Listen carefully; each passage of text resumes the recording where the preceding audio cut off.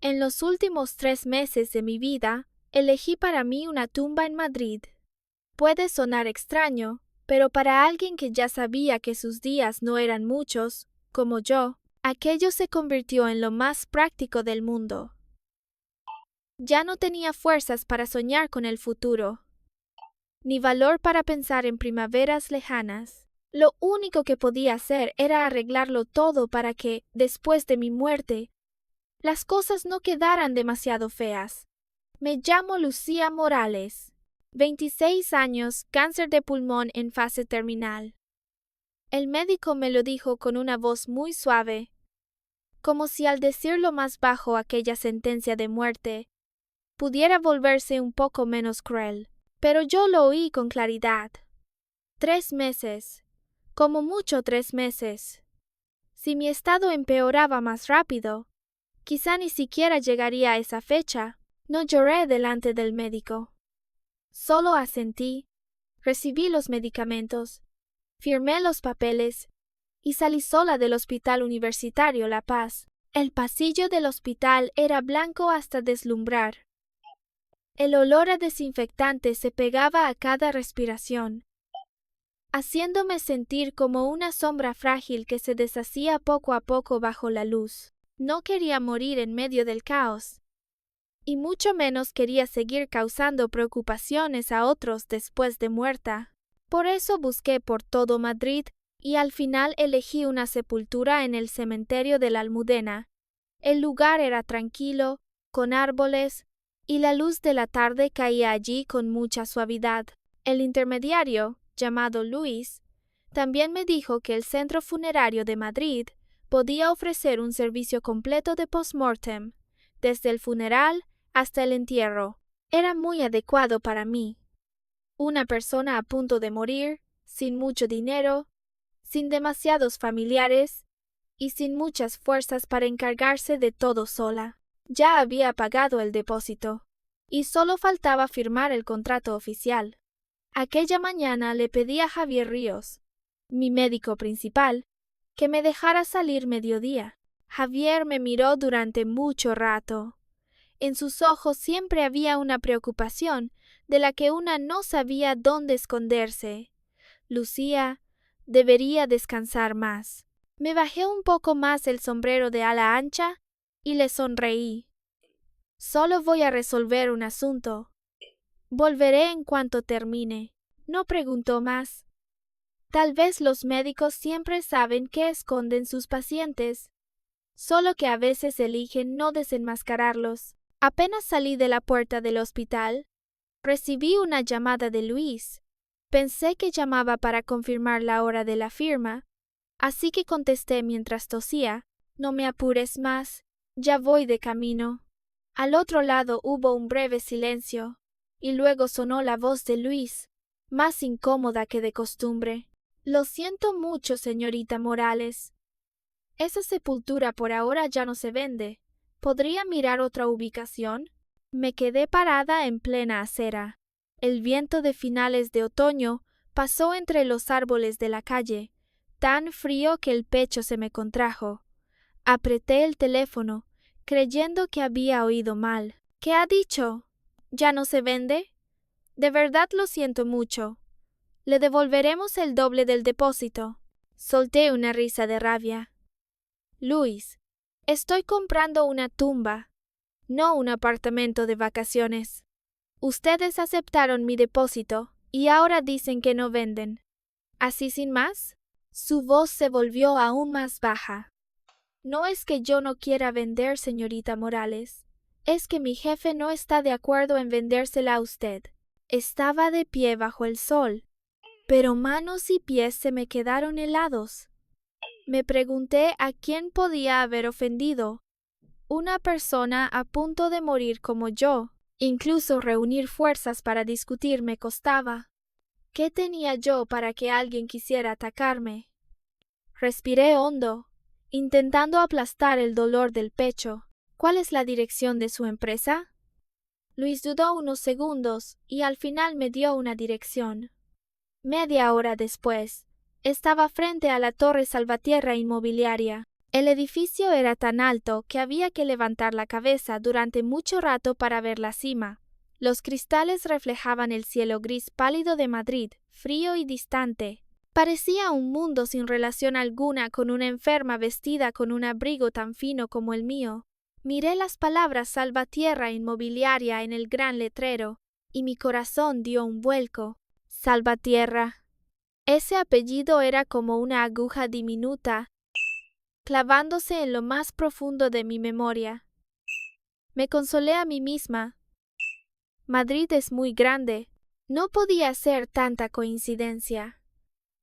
No hay una sola persona en el mundo con el apellido Salvatierra.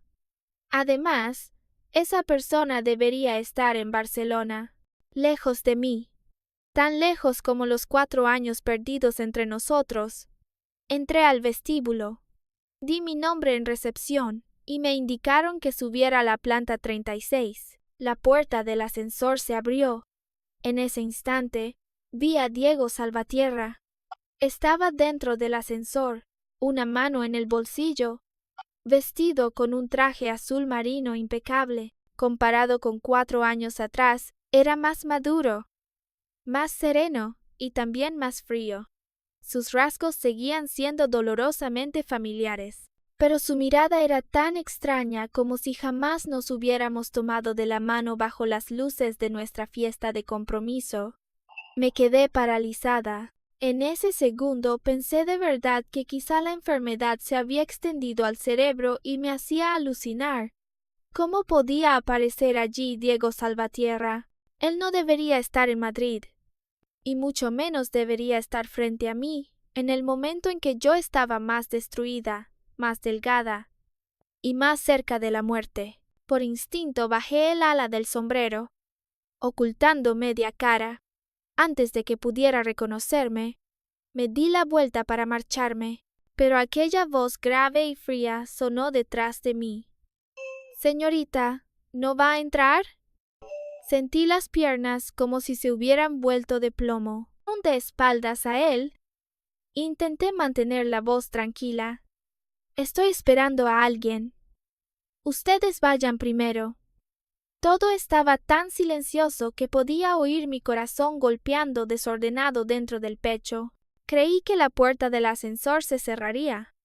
Creí que, con unos segundos más, él desaparecería, y yo podría fingir que este encuentro nunca había ocurrido. Pero después de mucho rato, detrás de mí no hubo ningún movimiento. Giré la cabeza lentamente. Diego seguía allí. Su mirada caía sobre mí, fría y pesada, como si me hubiera reconocido desde hacía rato, y solo estuviera esperando a que yo misma me quitara aquel torpe disfraz. Curvé los labios, esforzándome por formar una sonrisa. ¡Qué coincidencia! Apenas pronuncié esas 3 palabras, los ojos me ardieron de pronto.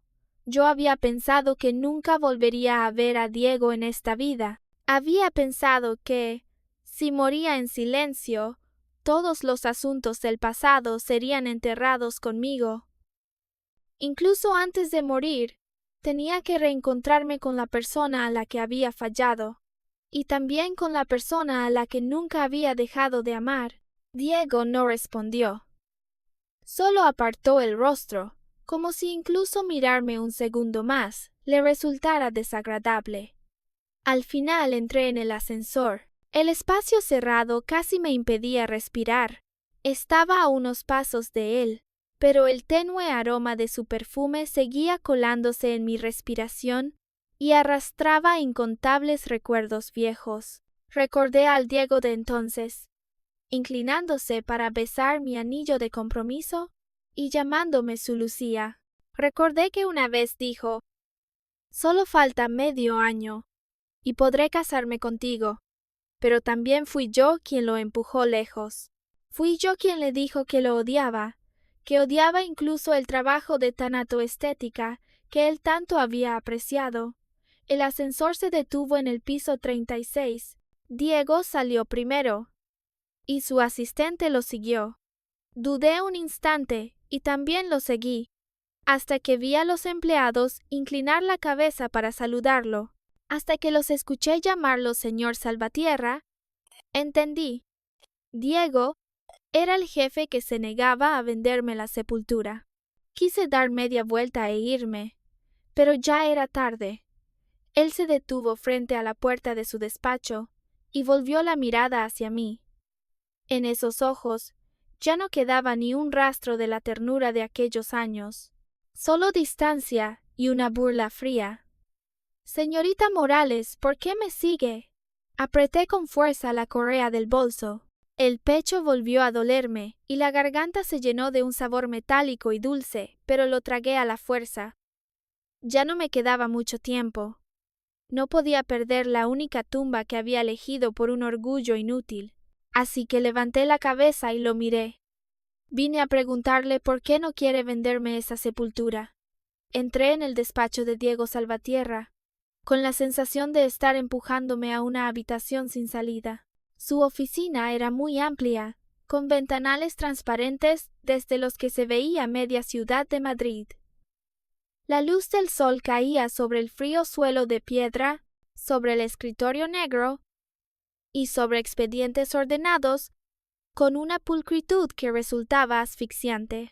Diego se sentó detrás del escritorio y se desabrochó lentamente la chaqueta del traje, con una calma como si quien estaba frente a él no fuera su antigua prometida después de 4 años sin verse, sino una clienta molesta. Yo me quedé frente a su escritorio, intentando mantener la espalda recta. Venderle a cualquiera también es vender. Ya pagué el depósito, y el trámite estaba casi terminado. No entiendo qué razón lo hizo cambiar de opinión de repente. Diego levantó los ojos hacia mí. Su mirada era fría como el mar en invierno. ¿La señorita Morales la compra para sí misma? Mi corazón se apretó ligeramente. No sabía si preguntaba eso porque había adivinado algo, o simplemente porque quería usar palabras para abrir mi herida. Cerré los dedos con fuerza en la palma, las uñas hundiéndose en la carne. ¿Hay algún problema? Diego me miró de arriba abajo. En sus ojos había desprecio, sarcasmo y también ese odio que yo creía haberme preparado para enfrentar. Pero cuando realmente lo vi, aún así me dolió hasta casi no poder respirar. Creí que alguien como usted elegiría esparcir sus cenizas en el mar. Enterrarse bajo tierra no parece mucho su estilo. Entendí lo que quería decir. 4 años atrás, cuando rompimos, yo había dicho que su trabajo de maquillador de cadáveres me repugnaba. Una vez usé las palabras más crueles para apuñalar el lugar que más le importaba. Ahora él solo me las estaba devolviendo, palabra por palabra. Bajé la cabeza e intenté sonreír. Entonces, ¿ya terminó de hablar? Si terminó, ¿podemos firmar el contrato? El silencio en la oficina era aterrador. Diego se recostó en la silla. Su voz no era alta, pero cada palabra parecía aplastarme el pecho. Olvídese de esa idea. Se la venderé a cualquiera menos a usted. Un sabor metálico y dulce subió a mi garganta. Apreté los labios de inmediato e intenté tragarlo. La cabeza empezó a dolerme, y ante mis ojos titilaron pequeños puntos de luz. Sabía que mi estado no era bueno. Sabía que no debía enojarme ni alterarme, pero de verdad ya no tenía muchas fuerzas para seguir buscando otro lugar. Me estaba muriendo. Solo quería un sitio tranquilo donde acostarme al final, y aun eso él no quería dármelo. Me apoyé en el borde del escritorio y solté una risa ronca. Diego Salvatierra, ¿de verdad crees que sin ti no puedo hacer nada? Un cliente viene con dinero hasta tu puerta y aún así no vendes. Entonces vuelve a casa a doblar avioncitos de papel. Tarde o temprano esta empresa quebrará. Me arrepentí apenas terminé de hablar. El rostro de Diego se oscureció. Me miró como si decía una palabra más, llamaría de inmediato a seguridad para que me echaran. Me clavé con fuerza las uñas en la palma para obligarme a mantenerme despierta. El dolor de cabeza me hacía perder el control del temperamento, pero no podía dejar que todo se arruinara. Bajé la voz. Era una broma. Quiero decir, la compro para una persona mayor de mi familia, así que no cuenta cómo venderla para mí. Además, hacer una buena acción trae buenas recompensas, ¿verdad? Diego me miró con una mirada tan profunda que no pude adivinar qué pensaba. Justo entonces vi sobre la mesa de té de al lado el contrato de compra de la sepultura ya preparado. Mi nombre aparecía claramente en la primera página, como si la última puerta aún estuviera entreabierta. Ya no pensé demasiado. Caminé rápido. Tomé el contrato. Lo abrí directamente por la última página. Tomé el bolígrafo y firmé mi nombre. Lucía Morales. La letra temblaba un poco, pero seguía siendo clara. Cuando Diego reaccionó, todo ya estaba hecho. Dejé el bolígrafo. Levanté la cabeza y lo miré, fingiendo tranquilidad.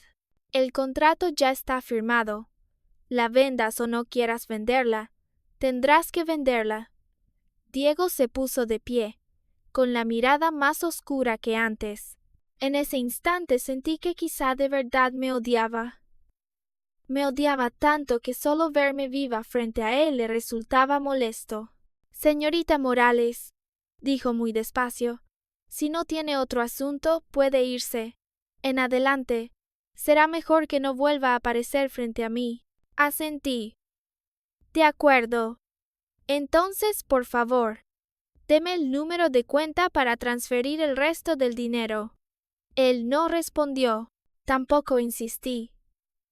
Temía que, si seguía allí un poco más, ya no podría contener la sangre en la garganta. Al salir de la oficina, fui directamente al aseo de la empresa. Apenas cerré la puerta con seguro, me abracé al lavabo y tosí, hasta que todo el cuerpo me tembló. La sangre fresca salpicó el lavabo blanco, roja, hasta doler los ojos. Miré ese color durante mucho rato, y luego abrí el grifo con calma para limpiarlo. Ya estaba acostumbrada a escenas así. Me limpié la boca, me lavé la cara, me arreglé el cabello y el sombrero. Soy una persona que ama la belleza. Aunque estuviera enferma, aunque estuviera a punto de morir, no quería aparecer ante otros con un aspecto miserable. Pero al salir, vi a Diego marchándose con una mujer. Ella lo tomaba del brazo con total naturalidad. Diego inclinaba la cabeza para escucharla, y la comisura de sus labios se curvaba ligeramente. Era una ternura que hacía mucho no veía, tan tierna que me dolieron los ojos. Aquella mujer era muy hermosa. El cabello castaño claro caía en ondas suaves.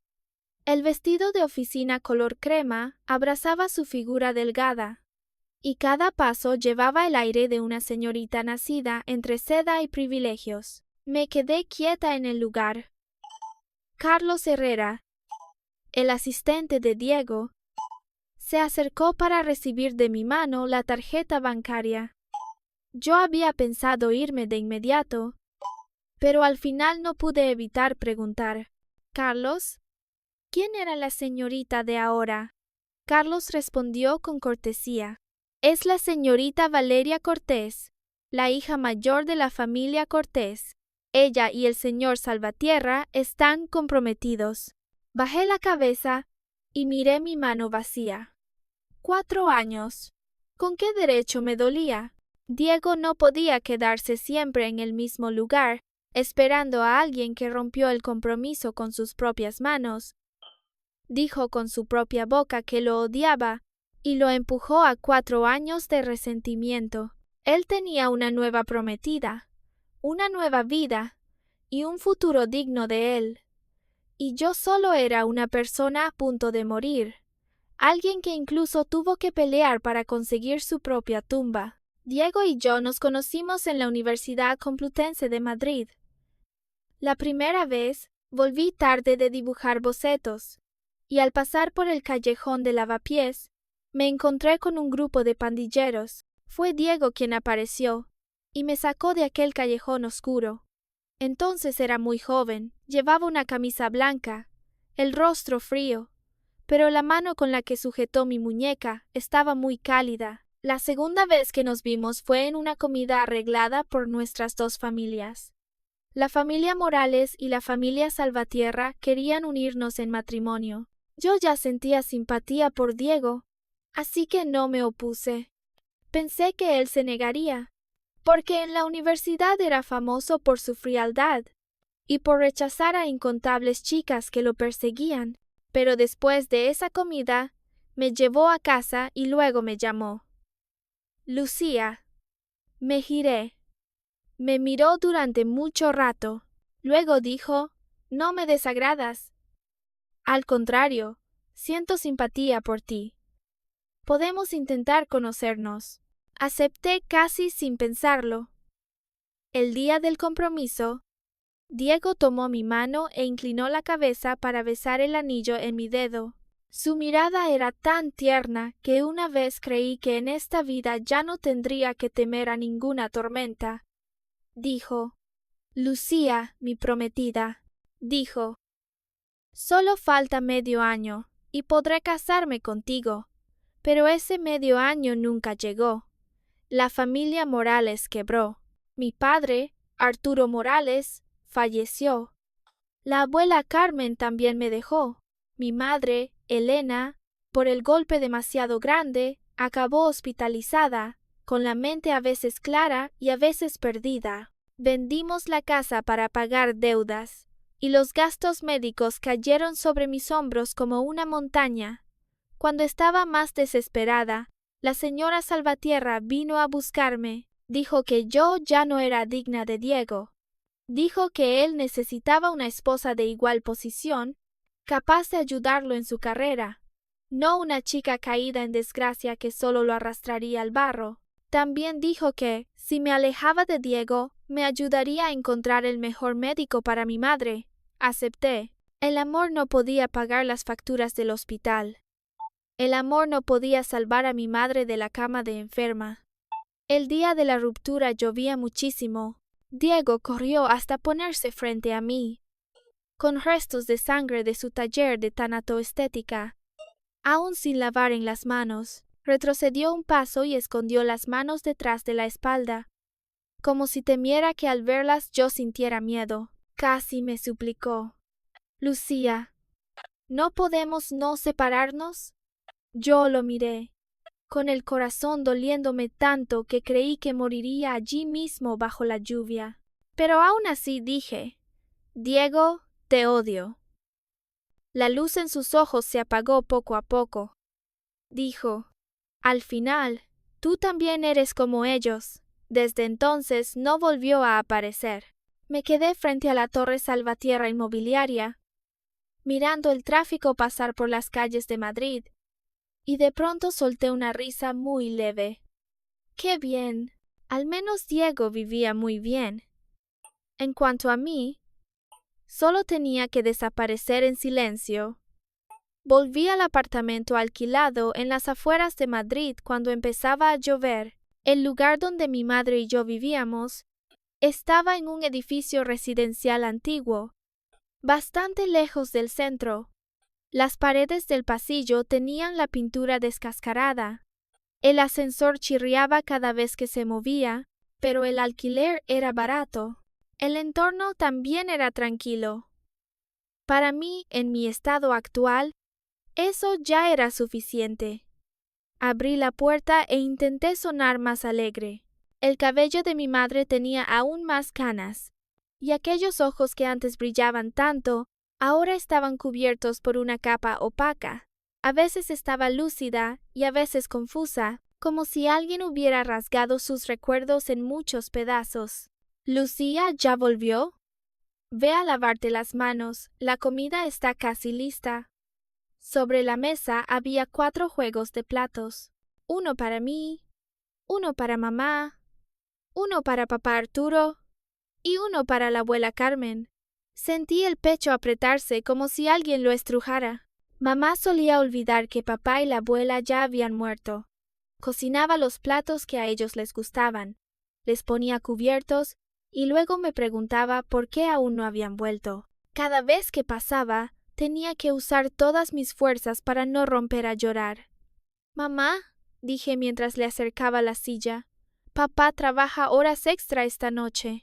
Y la abuela fue a casa de una vieja amiga. Mamá asintió, como si creyera por completo mis palabras. Justo entonces sonó el timbre. Fui a abrir la puerta y vi a Javier Ríos afuera. Llevaba un abrigo oscuro sobre la bata blanca. Una mano sostenía una bolsa de medicamentos y la otra algunos suplementos. Esta mañana salió con prisa y olvidó llevar sus medicinas. Se las traje. Las recibí y le di las gracias en voz baja. Mamá salió detrás de mí. Lo miró durante mucho rato y de repente sonrió. «Pequeño Diego, ¿viniste a buscar a Lucía? Entra rápido, la comida acaba de estar lista». Todo mi cuerpo se quedó rígido. «Mamá, él no es», pero la explicación se me atascó en la garganta. No sabía cómo decirle a mi madre que Diego hacía mucho que ya no era mi prometido. Mucho menos podía decirle que aquel hombre al que ella recordaba como futuro yerno, ahora solo me miraba con ojos fríos y odio. Javier me miró y luego asintió suavemente a mi madre. «Sí, disculpe la molestia, señora.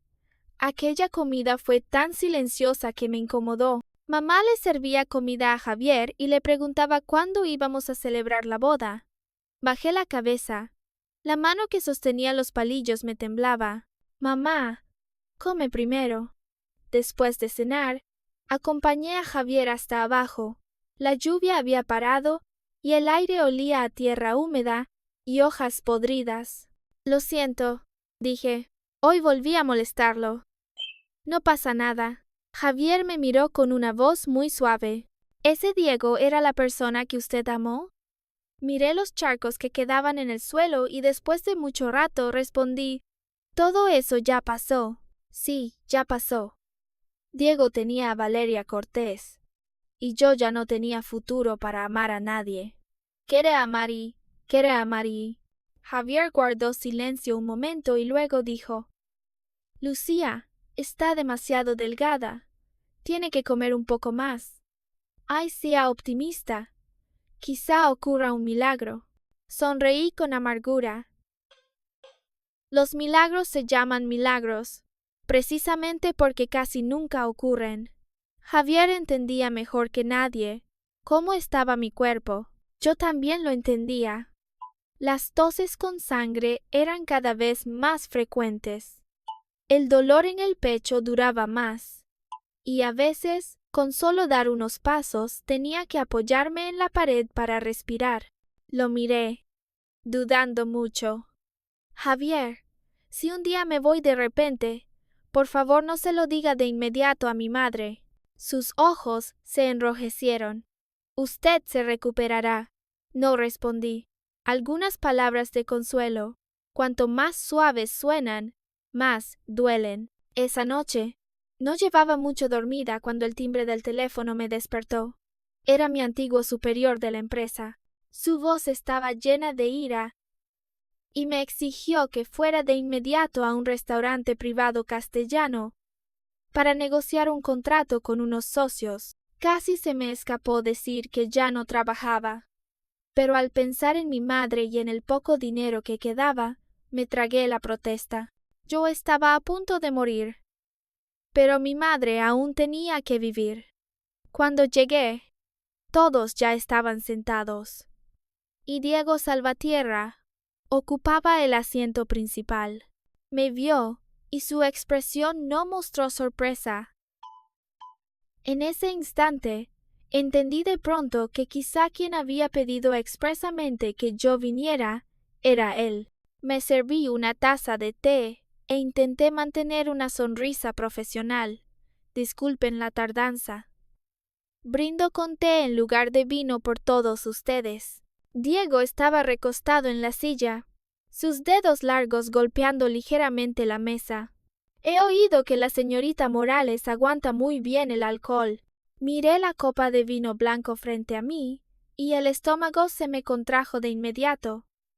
No podía beber. Con este cuerpo mío, un solo trago podía arrastrarme al abismo, pero la mirada de Diego era demasiado fría, y todos alrededor esperaban ver mi reacción. Si me negaba, el contrato de hoy probablemente se arruinaría. Necesitaba dinero. Así que tomé la copa.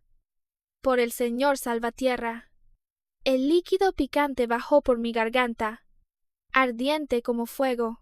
Me obligué a tragar las náuseas y bebí una segunda copa, luego una tercera. En la mesa había risas, presiones y miradas inquisitivas. Diego seguía sentado allí, mirándome con una expresión indescifrable. Preguntó: «Usted fue una estudiante destacada de Bellas Artes. ¿Por qué acabó trabajando en ventas?» Sonreí, con los labios casi sin color. La pasión no se puede moler para comer. La gente tiene que vivir. ¿No? Sí, la gente tiene que vivir, aunque no le quede mucho tiempo de vida. Cuando el contrato quedó firmado, me levanté y salí. La vista se me iba nublando, y cada paso era como pisar algodón. Me apoyé en la pared, intentando alejarme lo más posible de aquella sala. Una mano me agarró con fuerza del brazo. «Lucía». No necesitaba mirar para saber que era Diego. Dije con cansancio: «Suéltame». No me soltó. Su voz se volvió ronca por la ira. ¿Cómo pudo la Lucía orgullosa y radiante de antes convertirse en esto? Solté una risa, pero las lágrimas se derramaron. ¿Con qué derecho me preguntaba eso? ¿Acaso no era él quien me miraba caer al barro de la manera más cruel? El dolor en el pecho estalló de pronto con violencia. Abrí la boca para respirar, como un pez arrojado a la orilla. El sabor de la sangre subió y me llenó la garganta. Oí a Diego decir muy bajo: «Lucía, reconciliémonos». Lo miré a través de las lágrimas. «Diego, si muero, ¿dejarás de odiarme?» Él se quedó rígido. No oí su respuesta. La sangre fresca me brotó de la boca y todo se oscureció ante mis ojos. Cuando desperté, ya estaba en el hospital. Diego estaba sentado junto a la cama, con ojeras bajo los ojos y el rostro cansado. Al verme abrir los ojos, frunció el ceño. «Si no puedes beber, no bebas. ¿Te convertiste en esto a propósito para atormentarme?» Lo miré y de pronto me pareció gracioso. Quizá el médico tampoco se lo había dicho. A sus ojos, yo seguía siendo la malvada Lucía Morales, fingiendo debilidad para ganar compasión. «Estoy bien», dije con voz ronca. «Lamento molestar al señor Salvatierra». El rostro de Diego se enfrió. Se levantó y salió cerrando la puerta de golpe. Javier entró después, tan furioso que tenía los ojos rojos. «¿No sabe cómo está su cuerpo? ¿Ya no quiere vivir?» Me incorporé y me apoyé en la almohada. «Javier, quiero que me den el alta». Él guardó silencio durante mucho rato, y al final solo dijo con voz ronca: «De acuerdo». No quería seguir desperdiciando dinero en el hospital.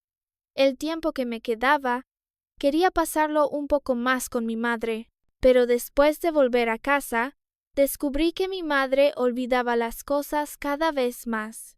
Una vez se quedó sentada frente a la puerta porque había salido sin llevar las llaves. Otra vez se perdió y tuvo que pedirle a una buena persona que me llamara al número escrito en la tarjeta que llevaba colgada al pecho. Empecé a buscar la residencia de mayores San José. Quería dejar a mi madre en un lugar seguro antes de morir. Era tranquila, con muchos árboles, y el personal también era paciente.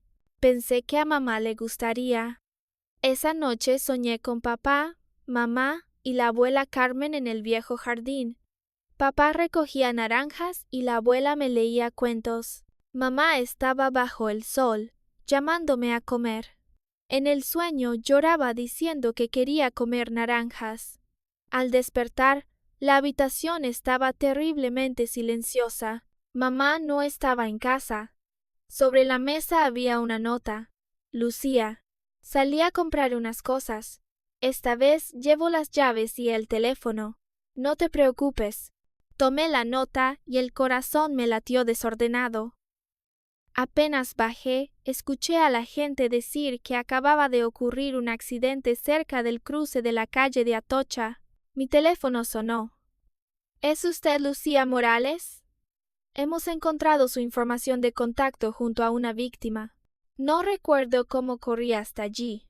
Solo recuerdo a mi madre tendida en el suelo, la sangre roja extendiéndose alrededor de ella como rosas destrozadas. En sus manos todavía apretaba una bolsa de naranjas doradas, protegidas una por una, intactas. Me arrodillé y abracé a mi madre. Mamá, quise gritar, pero la garganta parecía estrangulada por alguien. No salió ningún sonido. Solo pude pegar su mano, cada vez más fría, contra mi rostro, mientras las lágrimas caían en grandes gotas. No supe cuando Javier llegó a mi lado. Lo miré como si viera la última esperanza. Javier, usted es médico. Se lo suplico, salve a mi madre. Por favor, salve a mi madre. Javier se agachó, con los ojos llenos de dolor. Lucía, por favor, acepte mi pésame.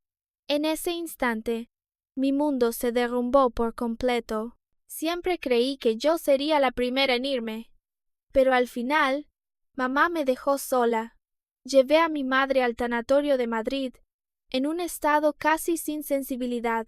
Me preguntaron cómo quería preparar el funeral, qué flores elegir, qué ropa quería que llevara mi madre. Escuché cada pregunta y asentí cada vez, pero mi alma parecía haber abandonado el cuerpo. Solo sabía abrazar con fuerza la bolsa de naranjas que mi madre había comprado para mí, como si al soltarla el último calor de ella también desapareciera. Busqué al mejor tanatoesteta de allí. En vida, mi madre amaba mucho la belleza. Ella decía que una mujer, a cualquier edad, debía estar radiante, porque la vida ya tenía demasiados sufrimientos. Al menos al mirarse al espejo una debía verse un poco hermosa. Por eso elegí para ella el vestido rojo que más le gustaba, el que llevó la primera vez que conoció a papá Arturo. Cuando vi a mamá tendida en silencio con aquel vestido, el rostro restaurado con dulzura, de pronto sentí que solo estaba dormida. Me incliné y toqué suavemente su mano helada. Mamá, estás muy hermosa. Nadie me respondió. El día que llevamos a mamá al cementerio de la Almudena, el cielo de Madrid estaba gris. El viento soplaba entre los árboles del cementerio y arrastraba hojas secas por el camino de piedra. Aquella tumba originalmente era el lugar que había elegido para mí. Pensé que, después de morir, yacería allí, tranquila y sin molestar a nadie. Pero ahora, quien se acostó primero fue mamá. Me arrodillé frente a la lápida y puse la bolsa de naranjas a un lado. Las naranjas doradas seguían intactas, pero la persona que las compró para mí ya no podía volver. Mamá, susurré, espérame un poco. Lucía pronto irá a buscarte. Cuando me levanté, las piernas se me ablandaron y casi caí. Javier me sostuvo. No dijo nada, solo permaneció en silencio a mi lado, como si temiera que cualquier palabra de consuelo en ese momento me hiciera romperme por completo. Diego también vino. No sabía quién se lo había avisado. Llevaba un traje negro y estaba no muy lejos de mí, con los ojos rojos, pero intentando mantener la calma. Al verlo allí, ya no sentí rabia ni el dolor de antes. Tal vez cuando una persona pierde lo último a lo que aferrarse, el corazón también queda vacío. Al salir del cementerio, miré a Diego y dije muy bajo, gracias por venir al funeral de mi madre. Gracias por acompañarme en este último tramo, aunque entre nosotros ya no hubiera ningún derecho a estar uno junto al otro. Diego me miró con la voz ronca. Lo siento, Lucía. Me quedé inmóvil. Dio un paso adelante, pero como si temiera que yo retrocediera, se detuvo de inmediato. Ya lo sé todo. Sé que aquel año la familia Morales quebró. Sé que el tío Arturo y la abuela Carmen fallecieron. Sé que tu madre estaba gravemente enferma. También sé que mi madre fue a buscarte y te obligó a alejarte de mí. Lo miré con calma. Así que ya lo sabía. Durante mucho tiempo temí el día en que Diego conociera la verdad. Temía que me compadeciera, que se culpara a sí mismo, que las viejas heridas se abrieran y ambos volviéramos a sufrir. Pero cuando realmente lo escuché decirlo, dentro de mí solo quedó un silencio inmenso. Todo eso ya pasó, dije. Diego negó con la cabeza, con los ojos llenos de dolor. No puede pasar. Lucía, no debí odiarte. No debí creer las palabras que dijiste cuando rompimos. Mucho menos debí ponértelo difícil, obligarte a beber. Ni su voz se quebró. Miré al hombre frente a mí. Él había sido la persona que más amé, el futuro que me desesperé por conservar. Pero ahora, entre nosotros había 4 años de malentendidos. Había palabras que hirieron. Estaba la muerte de mi padre, de mi abuela, de mi madre, y estaba mi cuerpo a punto de apagarse. Era tarde. Todo era demasiado tarde. Diego, dije, ya tienes a Valeria Cortés. Debes seguir adelante. Valeria y yo ya cancelamos el compromiso. Él habló con prisa, como si al explicarlo más rápido aún quedara una oportunidad. Solo era un acuerdo entre las dos familias. Nunca la amé.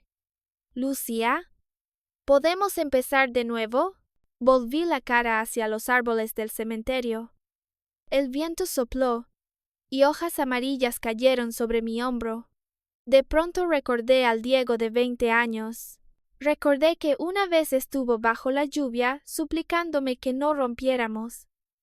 En aquel momento yo también quería abrazarlo y decirle que me dolía mucho, que tenía mucho miedo, que lo necesitaba mucho, pero no pude. Ahora él volvía a preguntarme si podíamos empezar de nuevo, y menos podía hacerlo. ¿Con qué empieza de nuevo una persona que ya llegó al final del camino? Le di la espalda. Sigue adelante, no mires atrás.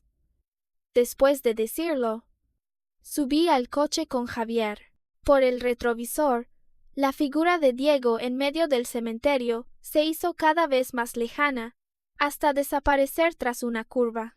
Apoyé la cabeza contra la ventanilla y cerré los ojos lentamente. Estaba demasiado cansada. Después del funeral de mi madre, mi salud se desplomó muy rápido.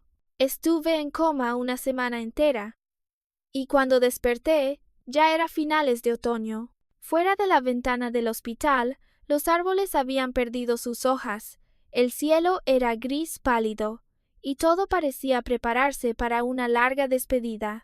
Javier me aconsejó continuar el tratamiento. Yo solo negué con la cabeza. Ya no tenía familiares por quienes preocuparme. Tampoco tenía razones para alargar cada día de dolor.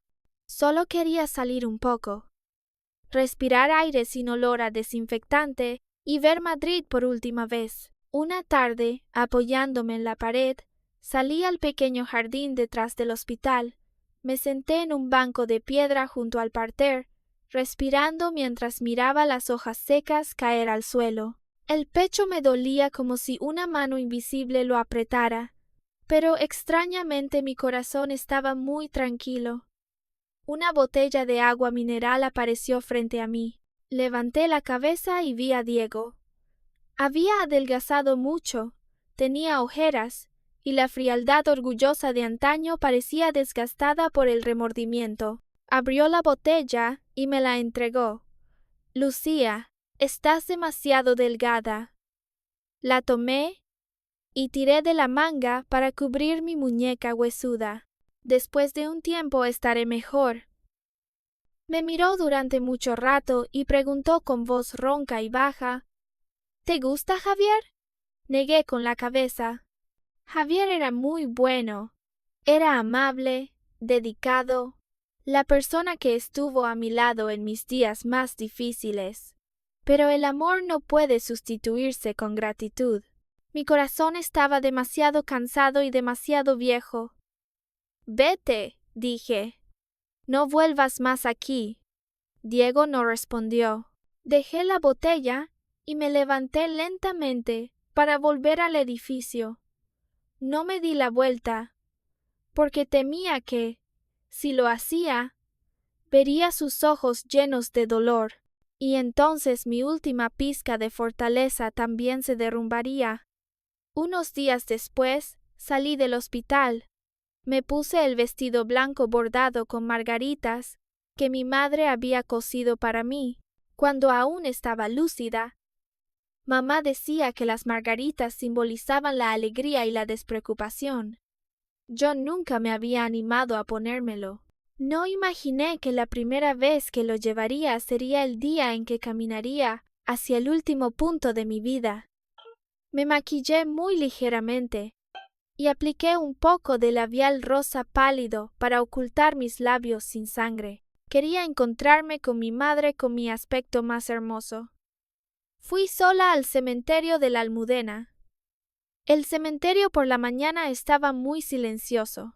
Me senté junto a la tumba de mi madre, apoyando la espalda contra la lápida fría. Frente a mí estaba su foto, su nombre y los días que se habían cerrado para siempre. Puse la mano sobre la lápida y sonreí suavemente. Mamá, ya llegué.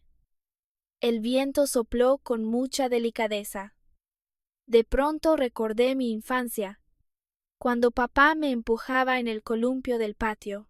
La abuela Carmen se sentaba bajo el alero a leerme cuentos, y mamá estaba a un lado, sonriendo y recordándome que tuviera cuidado. Papá una vez me dio un gajo de naranja y dijo: al principio sabe ácido, después se vuelve dulce. La vida también es así, primero amarga y luego feliz. Pero papá, ya he comido tantas naranjas, ¿por qué sigo sintiendo solo acidez? Me abracé a mí misma. Mientras el frío de la tierra subía poco a poco, mi respiración se hizo cada vez más ligera. El dolor del pecho también se fue alejando. Miré el cielo de Madrid a través de las ramas desnudas, y de pronto sentí que todo era muy tranquilo. Ya no culpaba a Diego. Tampoco culpaba a su madre, ni al destino. Si esta vida tenía que terminar así, entonces al menos había llevado a mi madre a un lugar tranquilo. Al menos ya no tendría que dejarla sola. En el instante en que mi conciencia se volvió borrosa, me pareció escuchar a alguien llamar mi nombre desde muy lejos. Lucía. Esa voz temblaba y estaba llena de pánico. Igual que aquel día en que caí delante de Diego, quise abrir los ojos para mirarlo por última vez, pero los párpados pesaban demasiado.